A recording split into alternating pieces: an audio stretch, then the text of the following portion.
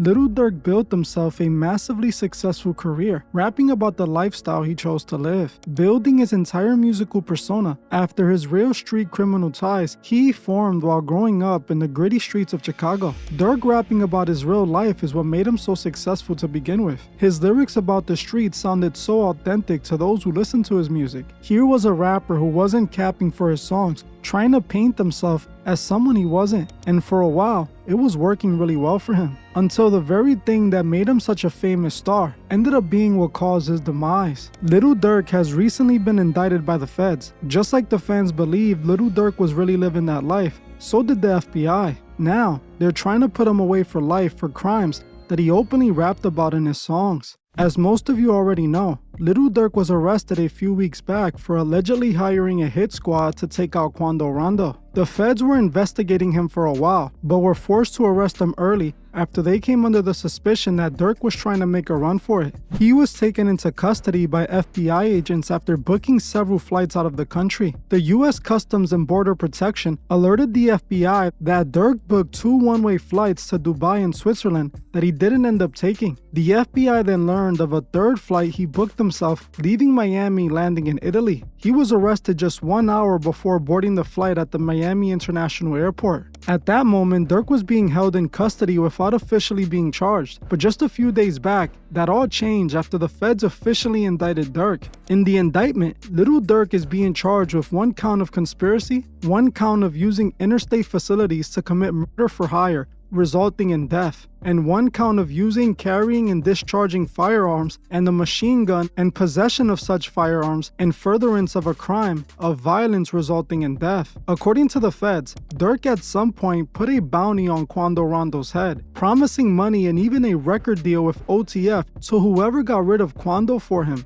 On August 18, 2022, Durk's associates learned that Rondo was staying at a Los Angeles hotel. That day, members of his crew OTF and 2 others flew from Chicago to San Diego and then drove to Los Angeles using funds provided by Durk. When they allegedly found Quando, they stalked his vehicle until he was pulling over at a gas station. This is when masked men hopped out of the car and unloaded into Quando's SUV, critically striking his cousin. Something that's quite interesting that the feds revealed in the indictment was that Lil Durk actually bragged about this hit in one of his songs. According to the feds, Durk had directly referenced the shooting in a 2022 song. The feds claims that Durk sought out to commercialize Lil Pop's death by rapping about his revenge on Quando. The feds highlight a song that Durk was on called Wonderful Wayne, where he made direct references to a news clip filmed shortly after the shooting in which Rondo could be heard screaming "no, no" after seeing Lil Pop's body. In the song Wonderful Wayne, Durk raps, "Told me they got an addy, go, go. Got location, go, go. Green light, go, go, go, go. Look on the news and you see your son, you screaming no, no. And all them guys hanging with him, if you know, you know." Now, like the feds pointed out in the indictment, these lyrics are clearly referencing the Quando shooting. If we analyze the lyrics,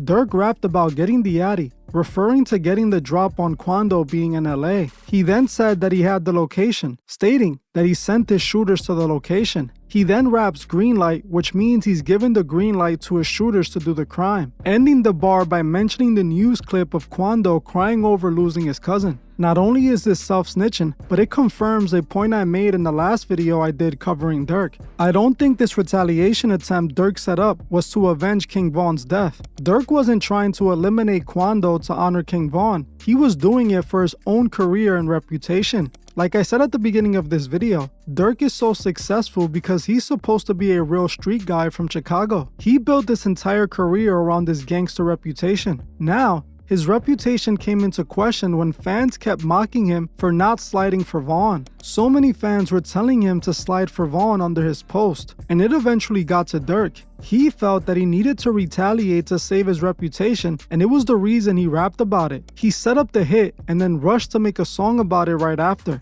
This wasn't about the streets, this was about his fans. He wanted the fans to know he was behind the hit. It's the only reason he rapped about it. Rapping about a hit was a stupid idea, but how else was he gonna claim the credit? He wanted people to respect his reputation of being a street guy so he can keep selling records and making money off that persona. Durk was so determined to let the fans know he did it that he was leaving clues everywhere. When he did this interview with DJ Academics, Academics asked him what he felt about people commenting Slide for Von under his post. Durk then responded to him by saying, "I don't see them saying that no more." After he said that, the room got awkwardly quiet.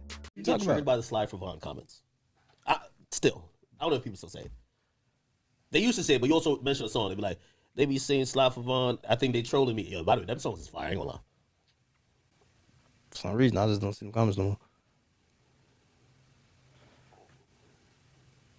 For some odd reason. I don't know. Might be the water. You be seeing the comments a lot?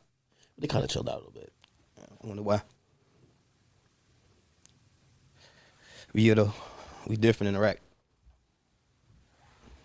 I feel like you're speaking in parables. I'm trying to like decode it a little, but it's... We have nothing to do with nothing. That's like me just claiming something I went there. As you heard for yourself, Durk made it clear that people weren't telling him to slide for Von anymore. He clearly insinuated that he already had slid for Von. This is just further proof that Durk was more concerned about people knowing he slid than actually doing it and getting away with it. Normally, when people do serious crimes like this, where they put a hit out on people, they do their best to not be traced back to the crime. Durk did the opposite, literally telling his fans that he did it, telling his fans to stop telling him to slide for Von. This entire crash out was about his reputation in his music career, not King Von. He wanted to be able to claim that he took out the man who took out his artist so he can brag about his gangster. It's just like he did in the song where he snitches on himself. What's quite interesting, on that same song, Durk admits he was willing to risk it all to get revenge. In the song, he rapped, "It's messed up that I'd rather get revenge instead of millions." Here we have Durk again admitting in a song that he is trying to get revenge and is willing to crash out for it. He wanted the fans to know that he is a real street guy, which is rather dumb when you think about it. Instead of him moving in silence, he wanted to make sure everyone knew he did it so he could get the credit. This all proves it wasn't about Von, it was about his reputation. If it was only about Von, he would have never bragged about it. It wouldn't matter if other people didn't know he slid for Von, as long as he knew he did it. That wasn't his goal with this. It was all about keeping his fans thinking that he was a real authentic gangster. While Durk made a career for himself by rapping about the evil he and his crew did in the streets, that very thing came back to haunt him, as the feds are now using those very same lyrics against him. One thing I would say is that in my last video about Durk, I saw a lot of people saying that he's a changed man now and he's become religious. If you fell for that, then you're rather gullible. It's so obvious Durk made this switch because he wanted to start changing his reputation. He knew this day was coming and decided to get ahead of it by trying to clean up his reputation. This is why he opened foundations and tried to make political connections. He was trying to fix his public image because he knew his day was coming sooner or later. So he pretends to be an activist and a religious man while he is still rapping and promoting a criminal lifestyle and death.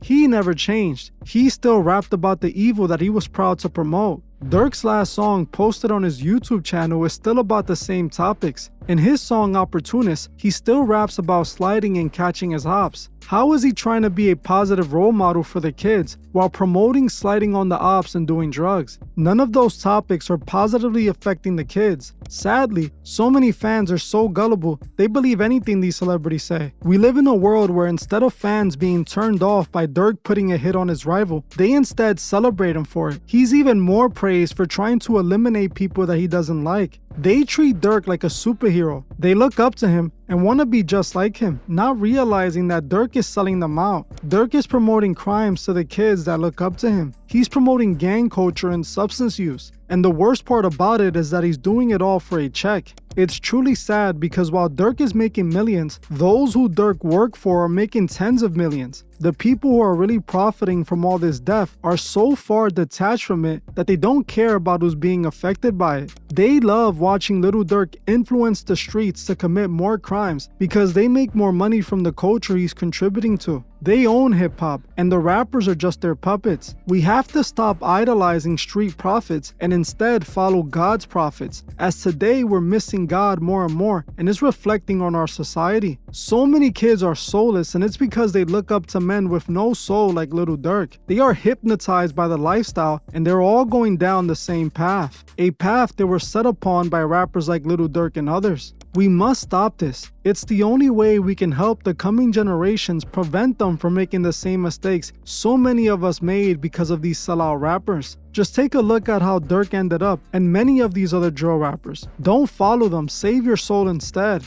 Well, I'm gonna end this one here. I want to thank you all for watching, and I'll see you guys in the next one.